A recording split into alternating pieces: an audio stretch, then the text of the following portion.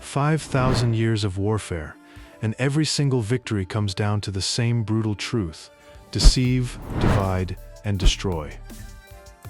From Thermopylae to Normandy, from the Mongol hordes to modern special forces, these tactics have shaped empires and toppled kings. And by the end of this video, you'll understand the dark genius behind them all. Let's start with the Phalanx, first perfected by the ancient Greeks around 700 BC.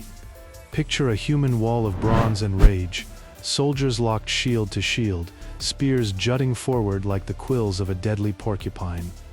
At the Battle of Marathon in 490 BC, 10,000 Athenian hoplites held this formation against a Persian force 3 times their size. The result? 6,400 Persian dead against just 192 Greek casualties. The genius wasn't just discipline, it was psychological warfare. Imagine facing a wall of bronze that doesn't break, doesn't scatter, just keeps marching forward no matter how many arrows you fire. Terror is a weapon too. But the Mongols under Genghis Khan had a different idea entirely: the feigned retreat. You pretend to lose, scatter like cowards, lure the enemy into breaking formation to chase you, then wheel around and slaughter them when they're disorganized and exhausted. This tactic destroyed armies from China to Eastern Europe. At the Battle of Kalka River in 1223, the Mongols annihilated 80,000 Russian and Cuman warriors while losing fewer than 4,000 men. They turned pride into a death sentence. The Romans perfected something entirely different: the pincer movement. Don't just push forward, sweep around both flanks simultaneously and crush your enemy from 3 sides like a vice closing. Hannibal used this to obliterate 8 Roman legions at Cannae in 216 BC. 70,000 Romans dead in a single day. It remains the deadliest single-day battle in military history when measured by casualties per hour. Hannibal's genius wasn't brute force, it was geometry turned lethal. Medieval warfare brought us the siege. When walls are too high to climb and gates too strong to break, you don't attack at all, you starve them. You wait. You break their will before you break their defenses.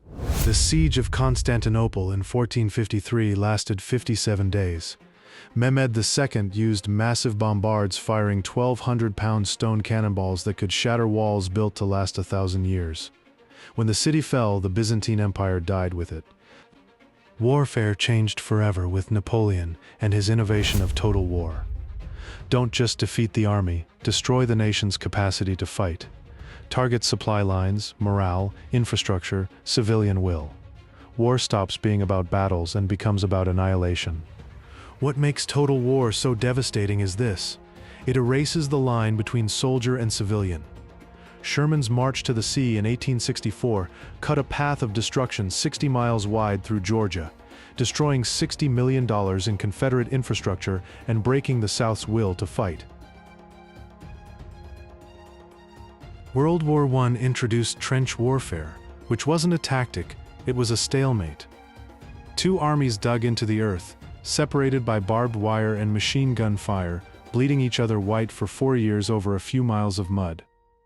The Battle of the Somme saw 1 million casualties for a total advance of 6 miles. Germany's answer was Blitzkrieg, lightning war. Tanks, planes, and infantry moving as one coordinated hammer, punching through weak points before the enemy can regroup. Poland fell in 27 days, France in 6 weeks. Speed became the ultimate weapon.